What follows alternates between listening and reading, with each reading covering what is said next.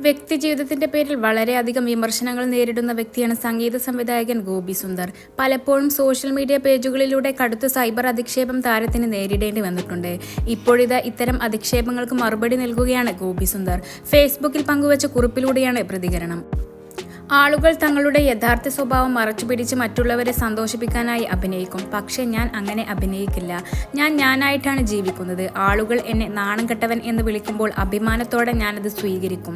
ആദത്തിൻ്റെയും ഹവ്വയുടെയും കഥയിൽ അവരുടെ അനുസരണക്കേട് അവരുടെ ലജ്ജിതരാക്കുകയും ഒളിച്ചു നിൽക്കാൻ പ്രേരിപ്പിക്കുകയും ചെയ്തു.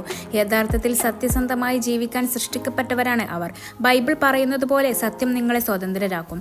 സത്യവും സത്യസന്ധതയുമാണ് നാട്യത്തേക്കാൾ ദൈവം വിലമതിക്കുന്നത്. ധൈര്യമുണ്ടെങ്കിൽ എന്നെപ്പോലെ ജീവിക്കൂ. നമുക്കൊരു ജീവിതമേ ഉള്ളൂ, അത് പൂർണ്ണമായി ജീവിക്കൂ. മറ്റുള്ളവരെ അവരുടെ ജീവിതം ജീവിക്കാൻ അനുവദിക്കൂ.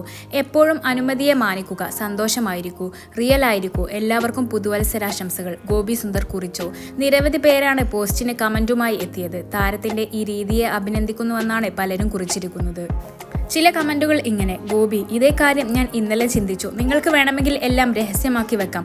പക്ഷെ അങ്ങനെയല്ല. എല്ലാ വിമർശനങ്ങളും നേരിട്ട് നിങ്ങൾ നിങ്ങളായി തന്നെ സമൂഹത്തിന്റെ മുന്നിൽ ജീവിക്കുന്നു. ഞാൻ ഇങ്ങനെ ആണ് ബായ് എന്നുള്ള ആറ്റിറ്റ്യൂഡിൽ ഞാനും നിങ്ങളെ വിമർശിച്ചിട്ടുണ്ട്. ഇന്നലെ ഞാൻ നിങ്ങൾക്ക് ദുരന്തം എന്നാണ് കമന്റ് ഇട്ടത്. ഗോപി, ഞാൻ നിങ്ങളുടെ ആത്മധൈര്യത്തെ പ്രശംസിക്കുന്നു. നിങ്ങളുടെ ജീവിതം ഒരു തുറന്ന പുസ്തകം പോലെ ആണ്. അതുകൊണ്ടാണല്ലോ എന്നെ പോലുള്ള വിമർശകർ കല്ലെറിയാൻ വരുന്നത്. നിങ്ങളെ ഞാൻ മനസ്സിലാക്കി. സന്തോഷമായി ജീവിക്കുക. ആശംസകൾ. ഇത് നിങ്ങളുടെ ജീവിതമാണ്. നിങ്ങൾക്ക് എങ്ങനെ വേണേൽ ജീവിക്കാം. അത് നിങ്ങളുടെ മാത്രം സ്വാതന്ത്ര്യമാണ്. മറ്റുള്ളവരുടെ ജീവിതത്തിൽ കടന്നുകയറി കുറ്റവും കുറവും കണ്ടുപിടിക്കാൻ പരിഷ്കൃത സമൂഹത്തിന്റെ യോജിച്ചതല്ല. ആദ്യം അവനവന്റെ കാര്യവും സ്വന്തം കുടുംബത്തിന്റെ കാര്യവും നോക്ക്.